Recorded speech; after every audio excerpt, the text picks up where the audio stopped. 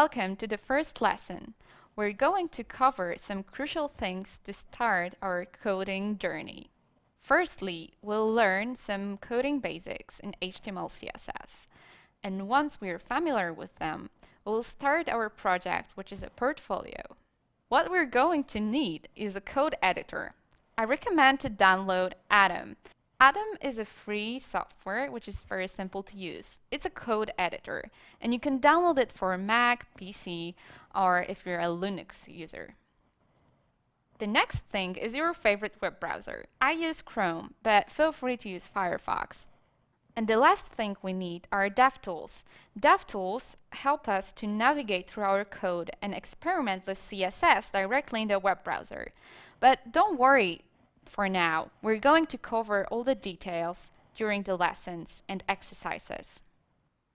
We're also going to use a package with the materials that I prepared for you. So we have files in two folders. We've got Exercise 1 and Portfolio.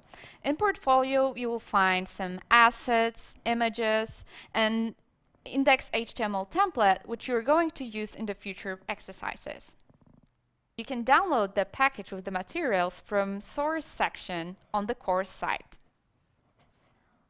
Let's dive into the structure of HTML document to see how a very simple website is built.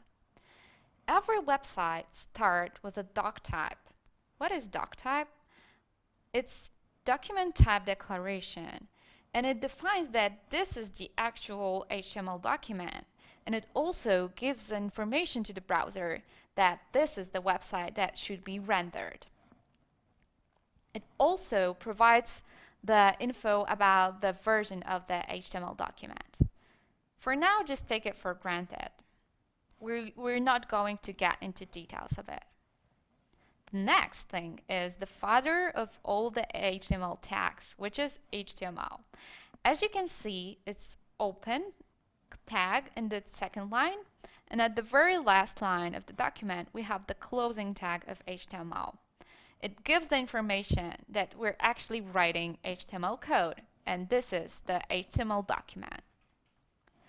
HTML tag is followed by head and body. So what is between head tags? Everything that is put there, it's actually not displayed anywhere, but it's very crucial in terms of the Google search and the browser. We have the title tag, and the title shows the title in the web browser. We also have some links and imports to external and internal file. But don't worry for now. We have the head section covered. What's left? This is the body. And between body tags, we put everything that is generated on the website, such as headings like H1, paragraphs like P, text, lists, images, whatever you want. And we can also use the analogy to remember what are the ingredients of the website, because we have, just like human, a head and a body sections. So the question you might have is, how do you actually learn all these HTML tags? Do you learn them by heart? Well, actually, the best practice is just to code and learn by looking on some examples. Practice makes the master, so there's no point in learning all of the tags at the very beginning. I selected some HTML tags, and they are the most popular, so we're going to use them in exercises. Are you ready for our first coding exercise? Let's head to the next lesson.